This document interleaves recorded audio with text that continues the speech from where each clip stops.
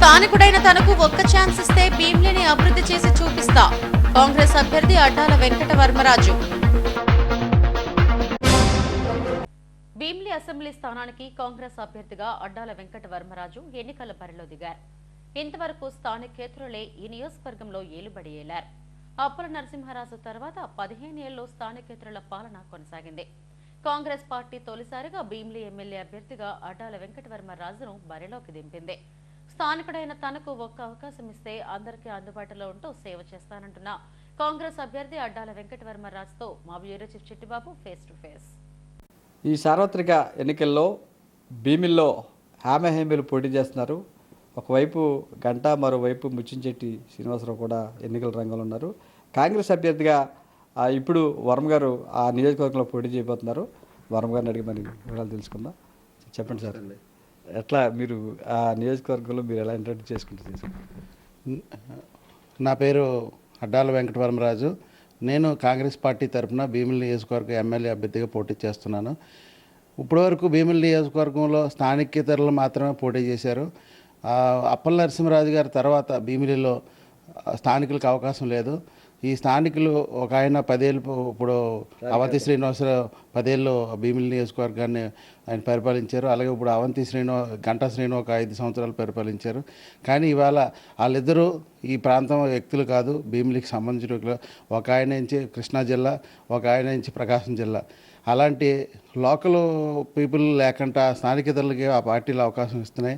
కానీ మా కాంగ్రెస్ పార్టీ స్థానికుడిగా నన్ను గుర్తించి నాకు ఈ అవకాశం ఇచ్చినందుకు ముందు కాంగ్రెస్ పార్టీకి, మా శర్మిల మేడంకి, అలాగే రాహుల్ గాంధీ గారికి, మా కాంగ్రెస్ పెద్దలకి అందరికీ మీ మీడియా తరఫున ధన్యవాదాలు తెలియపరుస్తూ, అలాగే భీమిలి నియోజకవర్గం ఇప్పటి వరకు 1947లో బ్రిటిష్ వారు ఎలాగైతే మన ఇండియాని పాలించారో, అలాగే భీమిలి నియోజకవర్గాన్ని కూడా ఆ రోజు 1947లో మనం ఎలాగైతే వాళ్ళందరినీ తరిమి కొట్టామో, భీమిలిలో ఈస్ట్ ఇండియా కంపెనీ, అలాగే డచ్ కంపెనీలు ఉన్నాయి. అలాగే ఇప్పుడు భీమిలిలో కూడా 2 కంపెనీలు ఉన్నాయి.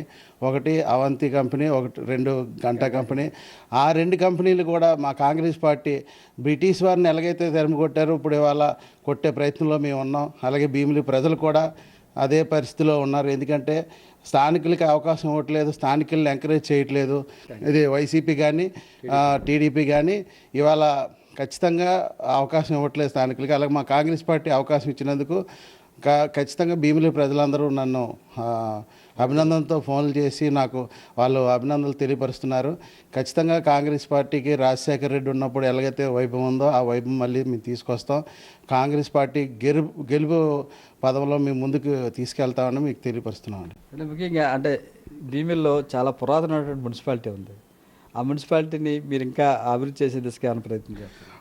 మన ప్రజెంట్ ఇప్పుడు ఎమ్మెల్యే అభ్యర్థిగా ఉన్న అవంతి శ్రీనివాసరావు గారు టూరిజం మినిస్టర్గా ఉన్నప్పుడు కూడా భీమిలి అంటే ఒక టూరిజం హబ్. ఆ ప్రపంచంలో భీమిలికి మంచి పేరుంది. భీమిలి ప్రాంతం అంటే సీషోర్ ఉంది, మంచి చారిత్రకమైన కట్టడాలు ఉన్నాయి, డచ్ సెమిట్రీస్ ఉన్నాయి, డచ్ విలేజ్ ఉంది. అలాగే భీమిలిని ఎర్రమట్టి దిబ్బలు ఉన్నాయి. భీమిలి చుట్టుపక్కల ఒక 30 కిలోమీటర్లు సీషోర్ ఉంది. కానీ ఆయన టూరిజం మినిస్టర్ ఉన్నప్పుడు ఒక టూరిజం ప్రాజెక్ట్ కూడా స్టార్ట్ అవ్వలేదు. అదే కాకుండా టూరిజం ప్రాజెక్టులు కూడా ఆయన హయాంలో కొట్టడం జరిగింది, దాన్ని నేలమట్టం చేయడం జరిగింది. ఈ ప్రభుత్వంలో మేము ఇవాళ అధికారంలోకి వస్తే, ఖచ్చితంగా మా కాంగ్రెస్ పార్టీ అధికారంలోకి వస్తే ఖచ్చితంగా మేము భీమిలిని ప్రపంచంలో ఒక ప్రఖ్యాతిగాంచిన నగరంగా, టూరిజం హబ్గా భీమిలిని డెవలప్ చేస్తాం. అలాగే భీమిలిలో ఐటీ హబ్ ఉంది. భీమిలి నియోజకవర్గంలో ఉన్న ఐటీ కంపెనీలు వెళ్ళిపోతున్నాయి. మొన్న ఏదో మన సీఎం గారు జగన్మోహన్ రెడ్డి గారు ఏదో అనౌన్స్ చేశారు, వచ్చింది ఇంపోసిస్ అని వచ్చి పెద్ద అనౌన్స్మెంట్ చేశారు. కానీ ఆ కంపెనీ కనీసం 1000 మంది 2000 మంది ఎంప్లాయీస్ కూడా లేరు. ఏదో నామక వాస్త అది పెట్టడం జరిగింది. అలా కాకుండా భీమిలి నియోజకవర్గంలో ఐటీ హబ్ని హైదరాబాద్లో హైటెక్ సిటీ గచ్చిబౌలి ఎలాగుందో ఆ రకంగా మా పార్టీ డెవలప్ చేస్తుంది. నేను కూడా ఆ భీమిలి నియోజకవర్గం డెవలప్మెంట్ కోసం అంత కృషి చేస్తానని. అంటే ఇప్పుడు మీరు లోకల్ కాబట్టి ఓటర్లకి ఇచ్చేటటువంటి హామీలు ఏంటండి? మీరు ఎట్లా ఓటర్లను అభ్యర్థిస్తారు?